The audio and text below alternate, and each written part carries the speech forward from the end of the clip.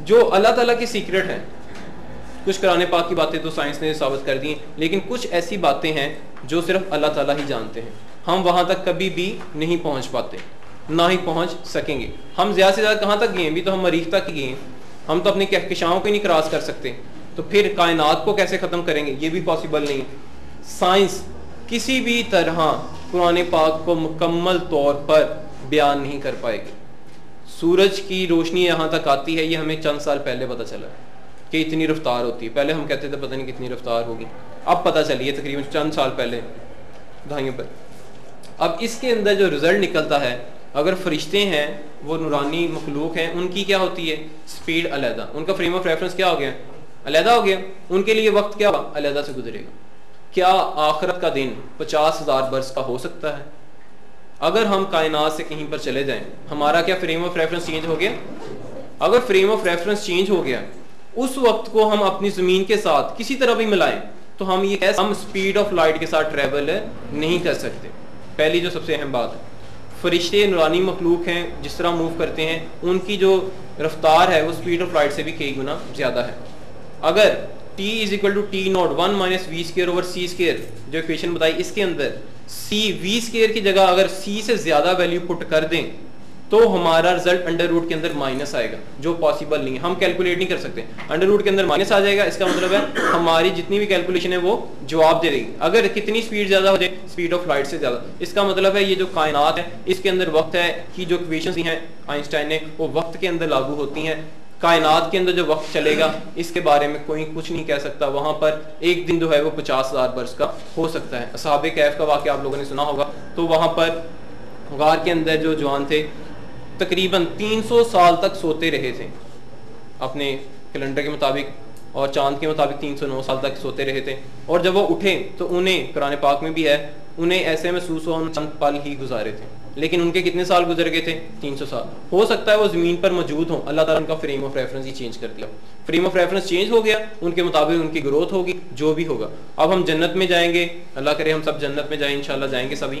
تو وہاں پر ہم کیا رہیں گے؟ جوان رہیں گے, تقریباً 30 سے 33 کے برس, اور عورتیں جو ہوں گی, فیمیلز جو ہوں گی 23 کے راؤنڈ اباؤٹ اتنے. وہ بوڑھے نہیں ہوں گے. ہوں گے بوڑھے یا نہیں؟ نہیں, اتنے رہیں گے, کیونکہ ان کا فریم آف ریفرنس ہی کیا ہو گیا؟ چینج. ان کے لیے وقت ہی کیا ہو گیا؟ ختم. کوئی وقت کی قید نہیں ہوگی, کوئی کچھ نہیں ہوگا. وقت سے ہم چیزیں آزاد ہوں گی, ہم اتنے ہیں اتنے ہی رہیں گے. یہ صرف وقت جو ہے جو زمین کے اندر ہے, اور اس کا کہیں پر وجود نہیں ہے. ابھی آپ نے واقعہ معراج اور آئنسٹائن کی تھیوری آف ریلیٹیوٹی کا کمپیریزن دیکھا. آئنسٹائن کی تھیوری آف ریلیٹیوٹی بالکل ٹھیک ہے, لیکن یہ واقعہ معراج کے انورس ہے. معجزہ ہوتا ہی وہ ہے جو انسان کی سوچ سے بھی آگے ہو. خیر, یہ تو ایک فریم آف ریفرنس میں بات کی گئی تھی جس کے اندر ویلاسٹی کا تعلق تھا. قرآن پاک میں وقت کو 3 لحاظ سے بیان کیا گیا ہے. جو 2 ہیں اس کے پہلو, اس کو میں جسٹ تھوڑی سی اس کی وضاحت کروں گا. سورۃ بقرہ میں ہے, اللہ تعالیٰ کے پیارے نبی ویران بستی میں سے گزر رہے تھے. ان کے دل میں خیال آیا اس بستی کو کون آباد کرے گا, تو اللہ تعالیٰ نے انہیں 100 سال کے لیے سلا دیا. ان کے ساتھ ان کا گدھا بھی تھا اور کچھ کھانا بھی تھا. وہ 100 سال تک وہاں پر موت کی نیند سوتے رہے. پھر اللہ تعالیٰ کے حکم سے دوبارہ اٹھے تو اللہ تعالیٰ نے کہا دیکھو کہ ہم نے کتنی دیر کے لیے سلایا تھا. وہ کہ میں تقریباً چند پل کے لیے ہی سویا تھا. تو اللہ تعالیٰ نے کہا نہیں, تم یہاں پر 100 سال تک سوتے رہے ہو. ساتھ میں اپنے گدھے کو دیکھو. جب انہوں نے گدھے کو دیکھا تو اس کی ہڈیاں ہی بچی ہوئی تھیں, اور ساتھ میں کہا اپنا کھانا بھی دیکھو, کھانا ویسے کا ویسے ہی پڑا ہوا تھا. اب یہ ایک اور فریم آف ریفرنس کا ذکر کیا گیا ہے, لیکن اللہ تعالیٰ نے اپنی اور قدرت دکھائی. اللہ تعالیٰ کے حکم سے پیارے نبی کی آنکھوں کے سامنے گدھے کے اوپر دوبارہ سے گوشت جڑتا گیا اور گدھا دوبارہ سے زندہ ہو گیا. یہ وقت کو پاسٹ میں لے جانے کی بات کا ذکر ہے, لیکن حضرت عبدالعزیز جو پیارے نبی تھے یہ اس وقت زمین پر تھے, گدھا بھی زمین پر تھا, کھانا بھی زمین پر تھا, تینوں ایک ہی جگہ پر تھے, لیکن اللہ تعالیٰ کی قدرت سے تینوں کے لیے وقت علیحدہ علیحدہ سے گزرا. یہ تو وقت کا پہلو تھا جس کے اندر سارے ایک ہی جگہ پر رہے, اور وقت کا پہلو کیا تھا؟ ڈیفرنٹ ہو گیا. اس کے بعد اصحاب کہف کا ذکر کروں گا تھوڑا سا. اصحاب کہف اپنے اس وقت کے بادشاہ سے بچتے ہوئے ایک غار میں پناہ لی انہوں نے, تو وہاں پر تھکے ہوئے تھے. عمری سال کے مطابق 309 سال تک وہاں پر سوتے رہے.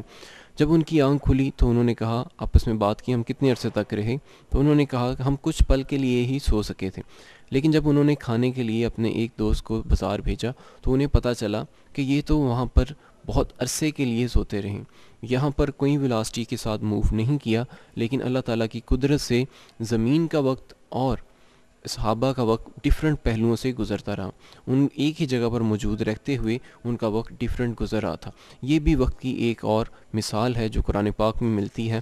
اس سارے کا رزلٹ یہ نکلتا ہے، قرآن پاک کے اندر اللہ تعالیٰ کی قدرت ہے، اور اللہ تعالیٰ قدرت رکھتے ہیں کہ وقت کو پیچھے لے جائیں، وقت کو کسی کے لیے تیز کر دیں، وقت کو کسی کے لیے آہستہ کر دیں، لیکن سائنٹسٹ صرف ایک پہلو کی طرف ہی نکلے ہیں تھوڑا سا، کہ ویلاسٹی کے ساتھ ہم چھوٹے پارٹیکلز کی زندگی کو بڑھا سکتے ہیں۔ کیا ہم واپس اپنے ماضی میں جا سکتے ہیں؟ سائنٹسٹ اس کے اوپر کام کر رہے ہیں، لیکن قرآن پاک میں 1400 سال پہلے ہی ذکر کر دیا گیا ہے، اللہ تعالیٰ اس کے اوپر قدرت رکھتے ہیں۔ دیکھتے ہیں سائنٹسٹ کہاں تک اس بات پر کامیاب ہوتے ہیں، یا ٹائم ٹریول بنانے میں یا ٹائم مشین بنانے میں کامیاب ہوتے ہیں۔ آپ سب کی آمد کا بہت بہت شکریہ۔